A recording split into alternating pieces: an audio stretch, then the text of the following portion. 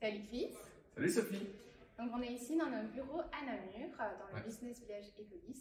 Et voilà, pour un peu redonner des informations sur Nalios, je voulais, pour ceux qui ne connaissent pas encore l'entreprise, que tu nous expliques l'histoire de Nalios et son évolution depuis sa création.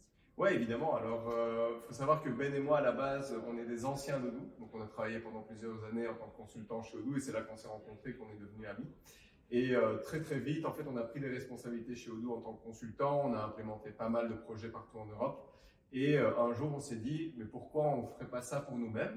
On a toutes les cartes en main, on savait développer, on savait faire de la consultance. On savait peut-être encore un peu moins vendre à cette époque-là, parce qu'on n'était pas vraiment dans ce mindset-là. Mais on s'est dit, bah, pourquoi pas essayer? De toute façon, on n'a pas grand-chose à perdre. C'était en février 2020. Et puis on s'est dit, tiens, allons-y, quoi. On y va, on verra bien ce que ça donne. En octobre 2020, donc, on a lancé, on a pris quand même une petite année pour préparer tout ça. Et donc, on a lancé ça à deux, tranquillement. Et puis, 5 ans plus tard, donc on est presque 55 personnes aujourd'hui. On a 9 agences un peu partout en Europe, notamment en Belgique, France, Suisse et Martinique. Et donc ouais, c'est un sacré voyage depuis 5 ans. Oui, c'est ça, tu le dis, ça fait que 5 ans ou déjà 5 ans. Ouais. Et dans ces 5 années-là, tu as peut-être des moments qui t'ont marqué plus que d'autres. Ouais, c'est vrai. Donc, déjà, le lancement à proprement parler, parce que c'est vrai que quand on a quitté Odoo avec Ben, c'était une boîte qui nous tenait beaucoup à cœur. Et déjà, rien que le fait de quitter cette boîte, ça a été un petit pincement au cœur, si on peut dire ça comme ça. Et puis, ensuite, on a eu ça s'est très vite enchaîné. On a engagé Camille, et ça, c'était vraiment un premier grand pas dans l'entrepreneuriat. Quand on est à deux et qu'on démarre une boîte, qu'on est deux associés, qu'on est deux potes, on s'amuse, mais quand il faut commencer à engager des gens et à les faire rentrer dans la culture, etc., c'est un premier grand pas où on se dit, waouh, c'est quand même assez. Ouais, c'est une grosse étape, exactement. Donc ça a été vraiment une étape assez importante pour nous. Et ensuite, ça s'est enchaîné assez vite avec Emma, finalement, puisqu'en septembre, elle nous a rejoint également, donc après moins d'un an.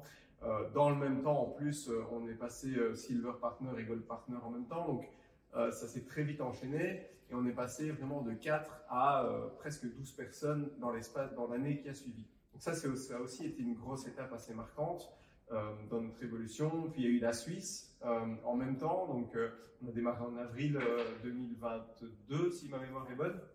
C'est ça. Ouais, c'est ça. Le temps passe vite. Ça passe vite. Ouais, c'est ça.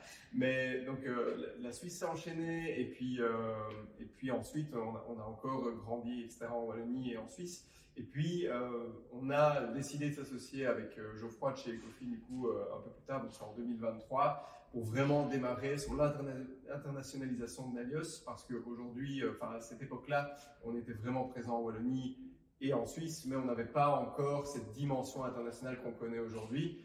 Et très vite, on s'est très bien entendu avec Geoffroy et on a travaillé sur l'internationalisation et surtout notre système de franchise qui fonctionne assez bien aujourd'hui et qui a fait qu'on est passé d'une vingtaine de personnes à 55 personnes en l'espace d'un an et demi, quoi. Donc, c'est vraiment… quelques moments clés, en tout cas. Ouais, quelques moments clés, ouais, c'est ça. Super. Et au fil de ces 5 années, donc tu nous l'as dit, il y a eu plusieurs moments clés. Mais comment vous envisagez maintenant la suite, le futur de Nalios? Ouais, c'est ça. Donc, on a beaucoup d'ambition. Notre objectif, c'est de devenir le numéro 1 de l'intégration dans le monde.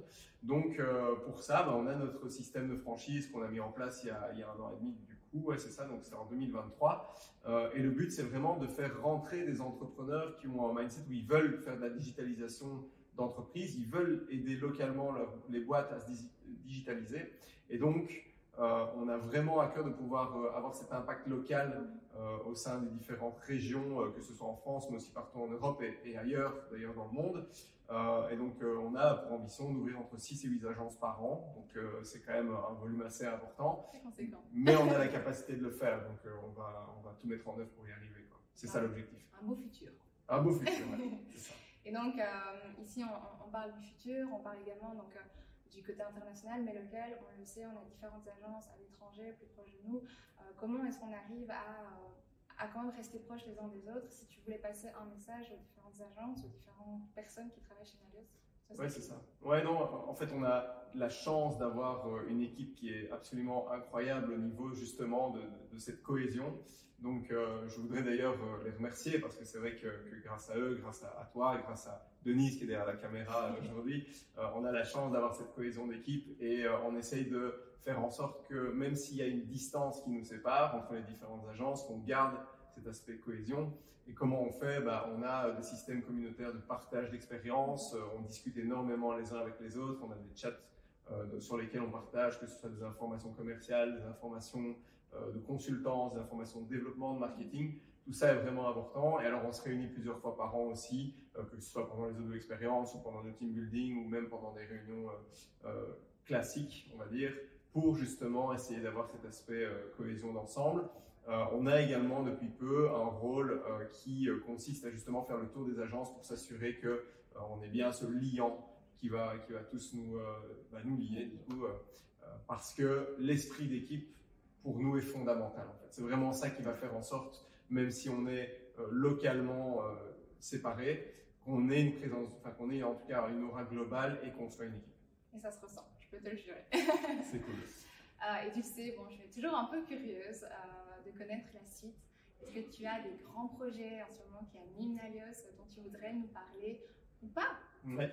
Alors, il y a énormément de projets. Donc, on a parlé des systèmes de franchise et des agences qu'on est en train d'ouvrir. On est en discussion évidemment avec pas mal de personnes pour faire ces ouvertures. Et d'ailleurs, restez connectés parce qu'il va y en avoir quelques-unes qui vont s'ouvrir très bientôt.